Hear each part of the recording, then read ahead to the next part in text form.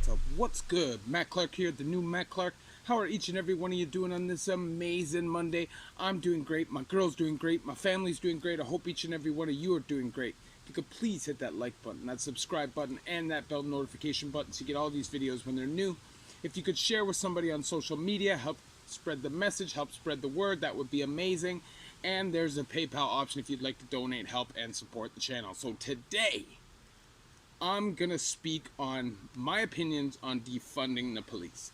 And I feel I have valuable input to this because I have seen police at their worst, and I have seen humans at their worst, and being a human at their worst. Now, I definitely understand the movement, and I support equal rights for black people. I think that if anybody doesn't support that, you're out of your mind. It's sad that we're even at this place, okay? And I understand police brutality because I have felt it firsthand, and I know that people of color deal with it worse. That's not to say, though, that white people do not experience police brutality, because we do. 100%. But that's not what I'm talking about. I'm going to talk about defunding the police. Do I think it's a good idea? My thoughts on it. And right off the bat, I'm going to say, horrible idea. Just a terrible idea. Now, obviously, I've been beaten by cops. I've had German Shepherds sicked on me after I was handcuffed. I've been beaten multiple times, and most of my life have hated police, except for maybe when I was a little kid. But I also understand the necessity of the police. What happens if you have kids and you just can't be there that day to protect your kids? You're out of town, something needs to happen. Police are there to protect women and children from creeps, weirdos, diddlers, sex offenders, and murderers. And I don't know if you've seen what's going on, obviously, in a lot of these places where police are being stripped back. People are being killed. Crime is going up, murder is going up, and it has zero to do with the protests. Nothing. It has everything to do with opportunists. Now, obviously, for a large portion of my life, I was a criminal. And I'm telling you, I would have salivated at the thought of not having police, or having their budget stripped back so they couldn't hire detectives or get better training. I would have salivated at that. Now, I'm from a country where the police do have a budget. They do have a budget. The police make over $100,000 a year, just a regular beat cop. And you see way less of that shooting. You see way less abuse and murder from cops. I just feel like their training is better up here, and they're paid better, and they're also punished if they're actually caught. Obviously, we all know that there's a lot of thin blue line cover-up. That's fact. But at least in our system, if they get caught and charged, they will be caught, arrested, and sentenced to jail, like James Forcillo.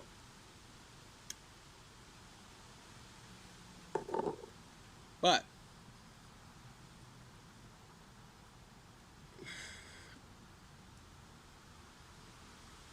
the thought of having zero law is scary, even for me, because I want to have a family, and I want to have a home and build my life and create a future for myself, and you can't do that in anarchy. The reality is, if police were defunded or abolished across the board, crime would skyrocket. Not everybody in prison is a bad person, and that is fact. There's tons of good people in prison, but there are also tons of bad people in prison. Now, I know spikes in crimes probably have a lot to do also with a lot of criminals being released due to coronavirus or any laws that you guys have down there. But at the end of the day, there needs to be somebody overlooking things and making sure that people aren't robbing people, stealing from people, raping people, molesting people, There needs to be teams of detectives that are following these creeps around, that are diddling kids, child pornography. If they have zero budget, who's going to do that work? People are going to do that for free?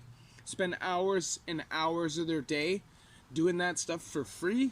You realize the sickness of that, right? Having to see all that every day. You want to do that? You want to chase diddlers around?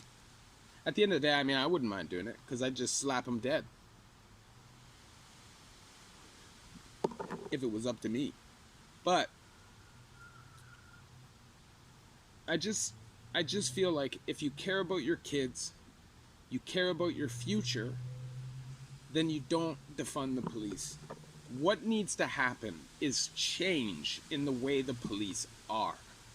That is what needs to happen. And it's sad to say, but that's not going to cost less. That's going to cost more. In order to have a better operating police force with more diversity and better training, you need more money. I personally feel like they should be training once a week, probably a whole day, that once a week. I feel like that's a good place to start.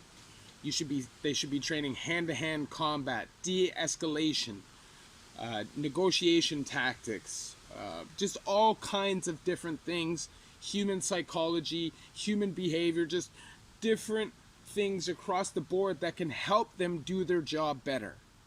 I think that the vetting process has to be more thorough. So, sure, maybe you pass a psychology test at the beginning of policing school. Maybe you pass with flying colors. But that's a difficult job. You see the worst of the worst every day, and it could create a biased opinion. So maybe every few years you have to be reevaluated psychologically in order to continue with your job. I think that should be mandatory. I think that they should also stop taking redneck cops and putting them in projects or into urban neighborhoods when they're not acclimated to those environments. That's just not fair.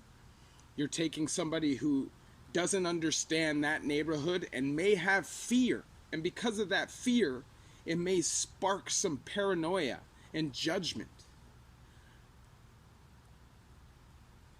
I think that we need to just be more thorough and just more aware of who's policing who and how much training is happening and where the money's going. I think that's what needs to happen. I think the last thing on their mind should be their gun. And I feel like anytime they use their gun, they should be under heavy scrutiny and heavy review. It should be the worst case scenario. Not, oh, I was a little threatened like Sammy Yatim on the bus. He had a knife on a bus and was gunned down on the bus. That's bullshit. That shouldn't happen. I just think that the way that everything's designed, that first of all, a lot of these cops have way too much power and autonomy. Like, it's crazy, the shit they get away with. And obviously, the public aren't going to trust you if they see that. You know? You should be held to the same accountability that anybody in public, held to the same laws of anybody in public. And like I said, when you go through your screening, if there's any signs of racism or maybe mental health problems building up because of the stress of the job, then you should be out of there or into counseling or therapy before it ever gets out of hand. And any hint of any corruption, you're out. It's not ifs, ands, or buts. And stop having the police police the goddamn police. It's not going to work. It's not going to work. We need transparency. That's what we need. And this is my honest opinion, okay? Now, I'm a ex-convict through and through. And I frickin' hate the cops. I've been beaten by them many times for no reason, basically. I wouldn't say no reason. There's been lots of times where there's definitely been a reason. But I feel like there's been times where they've been very excessive with me. And I can still look at this objectively and maturely and understand what's at stake. Like I said, I've done time with the worst convicts in the world and the worst criminals in the world, and some of them, even if just a small percentage, would salivate at the opportunity to take advantage of there being no cops, or undertrained cops, or under-budgeted and understaffed cops. That is facts. Think about your kids, your families, your future.